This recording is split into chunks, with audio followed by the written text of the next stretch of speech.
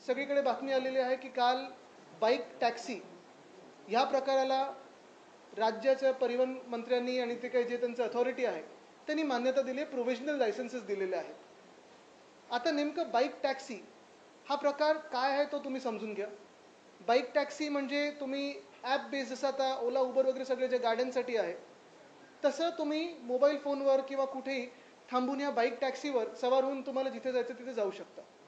आपल्याला आठवत असेल विधान भवनाचं जेव्हा सेशन चालू होतं, अधिवेशन चालू होतं, तेव्हा मंत्री महोदयांनी एक स्टंट केलं होतं, आपल्याला सर्वांना नेऊन ह्या बाईक टॅक्सींवर धाडी टाकल्या होत्या।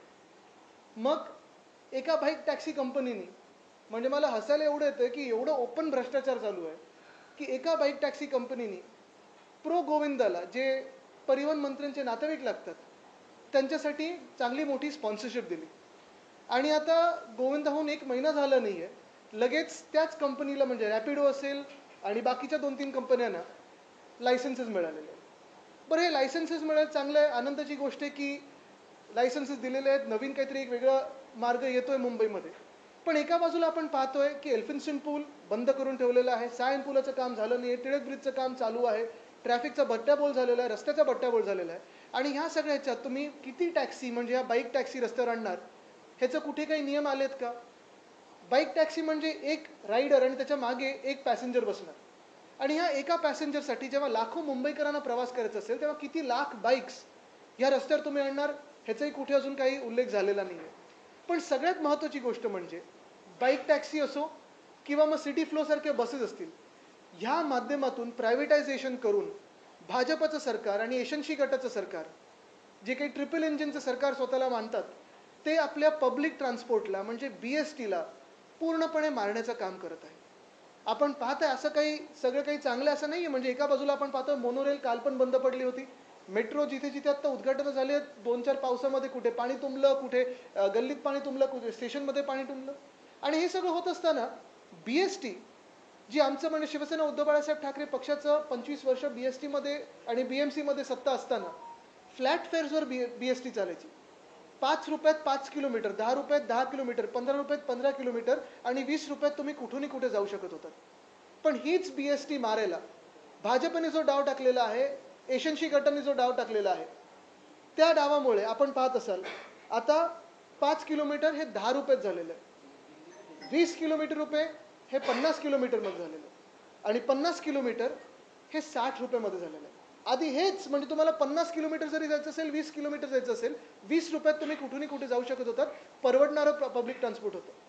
आणि ह्या उलट आता तुम्ही बाईक टॅक्सी जर पाहाल तर एका मागे म्हणजे तो बाईक टॅक्सीवाला जो असेल त्याच्या मागे एकच व्यक्ती बसेल आणि 1.5 किलोमीटरला 15 रुपये तुम्हाला लागणार आहेत। नेमकं ह्याच्यात फायदा कोणाचा होतोय?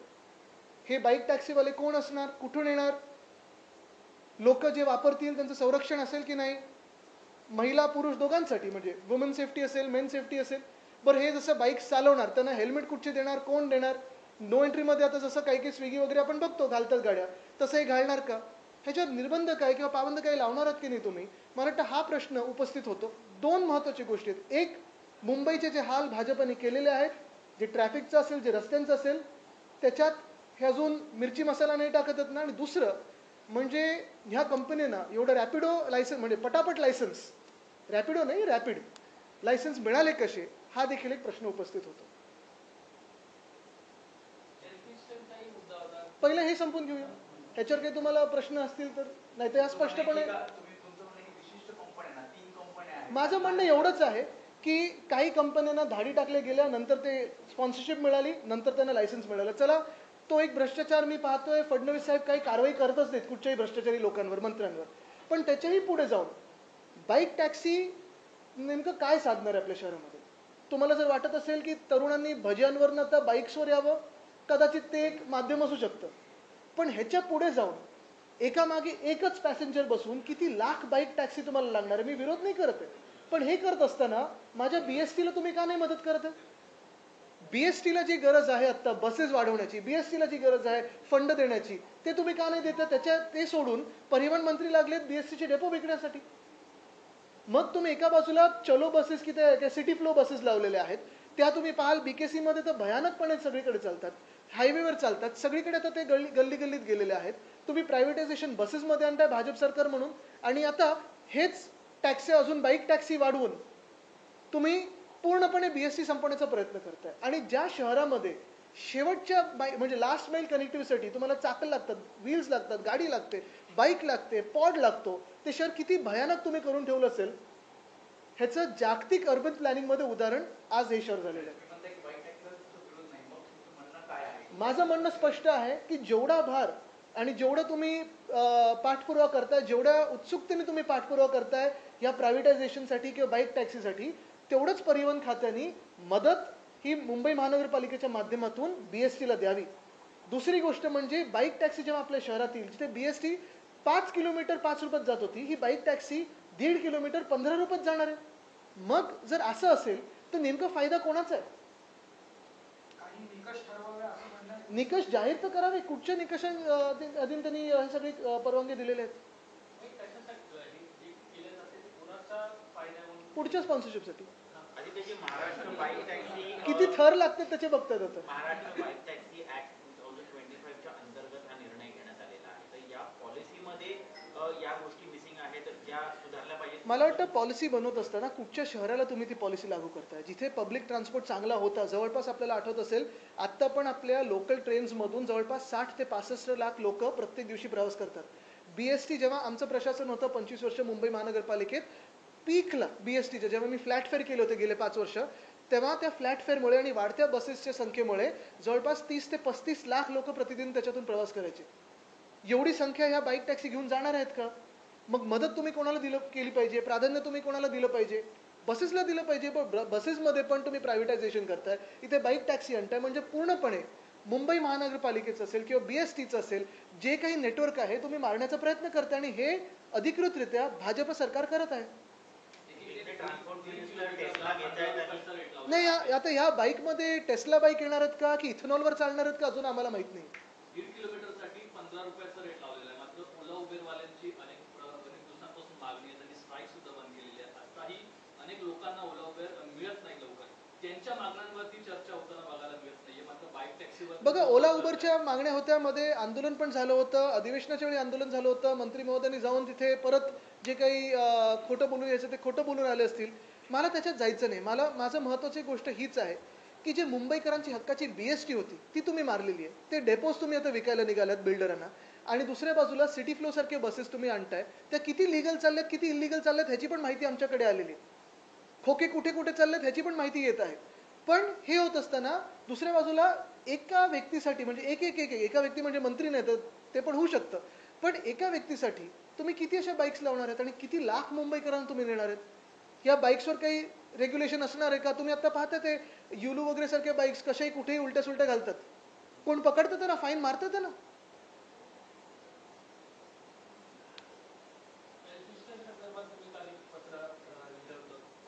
हेच सगळं आहे ना ते ट्रॅफिकचं. आता एल्फिन्स्टन ब्रिज बंद केल्यानंतर सायनचा पूल आपण पाहतो अजून पूर्ण झाला नाही, तो अजून बंदच आहे.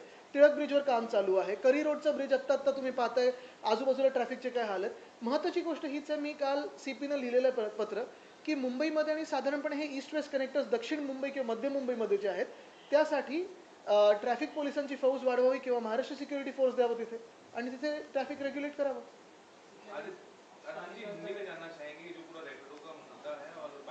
बिल्कुल. ये बाइक टैक्सी का मामला जो है थोड़ा एक अलग धुएं में है. अगर आप देखें तो ये बाइक टैक्सी का मामला ऐसे हुआ था पिछले अधिवेशन के दौरान, जब सेशन में थे तब मंत्री महोदय ने जाके कुछ रेड्स किए थे. रैपिडो की कंपनी थी जिस पे रेड किए थे.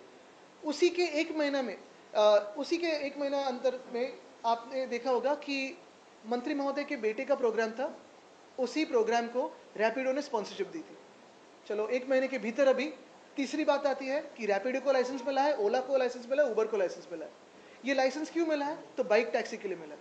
बाइक टैक्सी कई चंद शहरों में है दुनिया भर में, लेकिन जहाँ पब्लिक ट्रांसपोर्ट जितना अभी मुंबई में डेवलप हुआ होता उतना नहीं है, वहाँ ये बाइक टैक्सी चल सकती है. मुंबई में अगर आप देखें तो एक व्यक्ति के लिए एक बाइक है, उस पर राइडर होगा जो टैक्सी वाला होगा और आप पीछे बैठोगे. मुंबई में लाखों मुंबईकर हर दिन प्रवास करते हैं. BST को मार के आप बाइक टैक्सी लाना चाहते हैं, सिटी फ्लो बसेस चलाना चाहते हैं, प्राइवेटाइजेशन करना चाहते हैं। भाजपा की सरकार महाराष्ट्र की जो है वो मुंबई में बीएसटी को मारना चाहती है। यही आज पूरा अगर आप देखें तो इसका रिजल्ट है। मतलब आप पहले पहले बीएसटी के रेट्स क्या थे? 5 रुपए अगर लगे तो आपको 5 किलोमीटर आप जा सकते हैं, 10 किलोमीटर 10 रुपए में जा सकते थे, 15 किलोमीटर 15 रुपए में, और कहीं से भी कहीं तक 15 किलोमीटर से आगे 20 रुपए में जा सकते थे। एक तो बीएसटी में फेयर बढ़ाए उन्होंने। आज अगर आप देखें तो 5 किलोमीटर 10 रुपए है, फिर 20 किलोमीटर 50 रुपए है, और आगे जाना है तो 60 रुपए लगते हैं। और यही बाइक टैक्सी का भी सेम मामला है। बाइक टैक्सी में भी 1.5 किलोमीटर अगर आपको जाना है तो 15 रुपए लगते हैं। तो आप तो एक तो पब्लिक ट्रांसपोर्ट अनअफोर्डेबल कर रहे हो, दूसरी बात पब्लिक ट्रांसपोर्ट को आप प्राइवेटाइज कर रहे हो, और तीसरी बात मुंबई करों के जो हाल करके रखे आपने, फिर वो फ्लाईओवर्स बंद करके हो, रास्तों के स्कैम से हो, या फिर पब्लिक ट्रांसपोर्ट के मार के हो। आप यही चाहती है, भाजपा यही चाहती है कि मुंबई कर अपने दफ्तर ना जाए, मुंबई कर काम पे ना जाए। यही भाजपा के चाल है। अगर रैपिडो टैक्सी की अगर हम बात करें, अगर पब्लिक की भी डिमांड हो कि नहीं रैपिडो टैक्सी आना चाहिए, क्योंकि उबर या ओला जब हम करते हैं तो 3 या 4 लोगों के लिए हमें करना पड़ता है।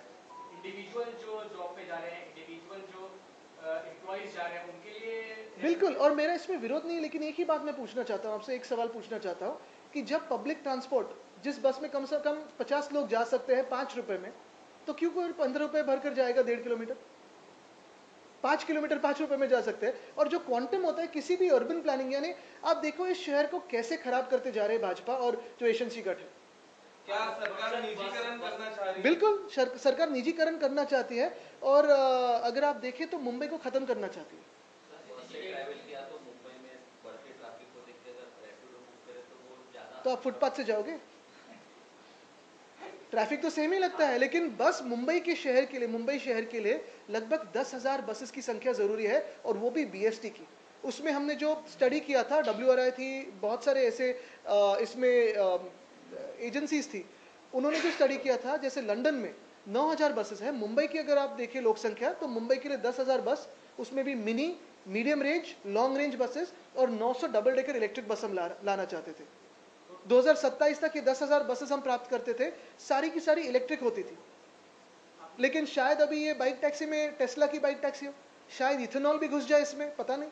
ट्रांसपोर्ट मिनिस्टर की आपने बात की, तो आपकी तरफ से आप क्या जो है पहल करेंगे? उनसे मीटिंग रखेंगे या आप कुछ लेटर लिखने? नहीं, ऐसे जो आदमी सोच सकता है कि लाखों लोगों के लिए लाखों बाइक्स लिए जाए, उससे क्या पहल करे और क्या चर्चा करे? ये सीएम की बात रही, सीएम उनसे कुछ बात कर सकते तो कर सकते, लेकिन क्या बहस करेंगे इस पर? 31 जानेवारी 2026 पर्यंत सर्व स्थानिक संस्थांच्या निवडणुका घ्या असं सर्वोच्च न्यायालयाने निर्देश दिले आहेत. असा त्याचा आदर व्हावा ही आमची सर्वांची इच्छा आहे, त्या निर्णयाचा आदर व्हावा। आज आज तुमच्या मतदारसंघामध्ये भाजप विजयी निर्धार मिळावा मुंबई महापालिकेत. मला वाटतं आज महत्त्वाचा विषय मुंबईकरांसाठी आहे, कोण जिंकणार कोण हरणार हे नाही आहे। महत्त्वाचा विषय आज बाईक टॅक्सीचा आहे, आणि जी बाईक टॅक्सी असेल किंवा प्रायव्हेटायझेशन जे होत आहे, पब्लिक ट्रान्सपोर्ट जे मारलं जाते आपल्या शहरामध्ये, त्याच्याबद्दल एकंदरीत आता त्या बेस्टला संपवण्याचा प्रयत्न सुरू आहे का? 100% हे आम्ही कधीपासून बोलत आहोत।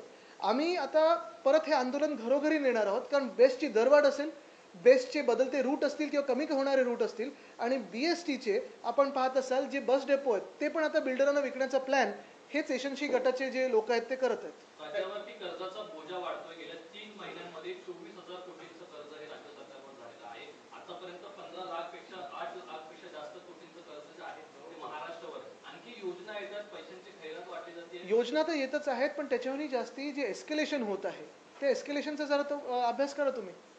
पुणा रिंग रोडचं एस्केलेशन असेल, मुंबईच्या रस्त्यांचं एस्केलेशन असेल, मग परत मुंबई पुणे एक्सप्रेसवेमध्ये तो शॉर्टकट जो आहे तो कधीपासून तयार होणार होता, मिसिंग लिंक, किती एस्केलेशन झालंय। मुंबईचं नॉर्थ बाउंड कोस्टल रोड किती वेळा कॉन्ट्रॅक्टर बदललेत, किती वेळा एस्केलेशन झालेलं आहे। संजय मुखर्जी असं म्हणतात की मोनोरेल आता सेवा काही काळासाठी आम्ही बंद करणार आहोत, अनेक अडचणी येत आहेत. त्याच्यावरनं बाईक टॅक्सी चालतील, एकच जाईल त्याच्यावरनं, तसं मोनोच आहे ना ते पण।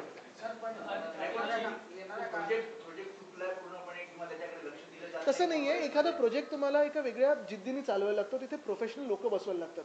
आपल्याला आठवत असेल जेव्हा पहिल्यांदा ती मोनोरेल झुकली ते पावसाळ्याच्या दिवशी, एक DCM होते, हां हॅलो येतोय येतोय थांबा, लोकात गुदमरत होती। किती लोकांना तुम्ही आज जाऊ दिलं? 550 लोक त्या मोनोरेलमध्ये घुसले होते डब्यामध्ये. म्हणजे हेच मी सांगतो ना परत परत, BST जी तुम्ही मारत आहात, हीच BST खऱ्या अर्थाने मुंबईची लाईफलाईन राहिलेली आहे. गेले 75 वर्ष किंवा जास्ती, आता मला वाटतं 79 वर्ष BST कधी तुम्ही बघा, मुंबई कधी तुंबली असेल दुर्दैवाने, कधी बॉम्बलास्ट झाले, कधी काही झालं, मुंबईवर काही संकट आलं तरी BST ही जाते लोकांना घेऊन जिथे जायचं तिथे. बाकीच्या माध्यमांसारखी अडकत नाही. पण आज त्याच BSTला बाईक टॅक्सी असो किंवा प्रायव्हेटायझेशनच्या बसेसचं असो, त्याच्या माध्यमातून मारलं जातं, आपल्या डोळ्या देखत मारलं जातं. अनेकदा आम्ही हा विषय घेतला, पण आता आम्ही आंदोलनावर उतरू. हे असे निर्णय जे घेतले जात आहेत तर मुख्यमंत्र्यांच्या अखेरीस मंत्रिमंडळात हे निर्णय मंजूर सुद्धा होतात. मुख्यमंत्र्यांचं वचक नाहीये. मला वाटतं दुर्दैवाने मुख्यमंत्र्यांचा पूर्ण फोकस कोण PA बनतंय कोण नाही ह्याच्यावरच आहे. पण असे निर्णय जे घेतले जातात हे दाखवले जातात का CM साहेबांना, हे मला माहित नाही. पहलगाम हमले के समय कहा गया था कि पाकिस्तान से कोई भी डायरेक्ट इनडायरेक्ट ट्रेड नहीं की जाएगी और मुख्यमंत्री देवेंद्र फडणवीस ने भी कहा था कि ऑनलाइन पोर्टल्स जो पाकिस्तान ओरिजिन सामान बेचते हैं उन पर एक्शन लिए जाएंगे. लेकिन अब 4 महीने बाद भी कुछ ऐसे ऑनलाइन पोर्टल्स हैं जो पाकिस्तान नहीं, अब सिर्फ इतने पे आए सरकार, हम हाथ नहीं मिलाएंगे, उसी से खुश है. पहले कहा था खून और पानी एक साथ नहीं बह सकता. लेकिन मैं खास धन्यवाद कहना चाहता हूँ इस देश की जनता से जिन्होंने बॉयकॉट किया. अगर आप टीवी की रेटिंग्स देखें, टीवी की व्यूअरशिप देखें, तो इस मैच को बॉयकॉट किया क्योंकि ये सेंटिमेंट है, ये देश की भावना है और इस भावना का इस्तेमाल भाजपा चुनाव में करना चाहती है. वो अभी बिहार जाके यही बताए कि जिस बिहार में हॉकी के एशिया कप से पाकिस्तान विड्रॉ हुई, तो उसी एशिया कप में हिंदुस्तान क्यों नहीं विड्रॉ हो सकती थी पाकिस्तान से खेलने के खिलाफ. ये बात भाजपा पता है, लेकिन अभी एक्सपोज हुई क्योंकि BCCI भी उनकी है, ICC भी उनकी है, एशिया कप में भी उनके ही लोग हैं. भाजपा के ही पोस्ट बेरर्स है जिन्होंने ये मैच इंडिया पाकिस्तान की संडे को शेड्यूल की ताकि पैसा बनाए.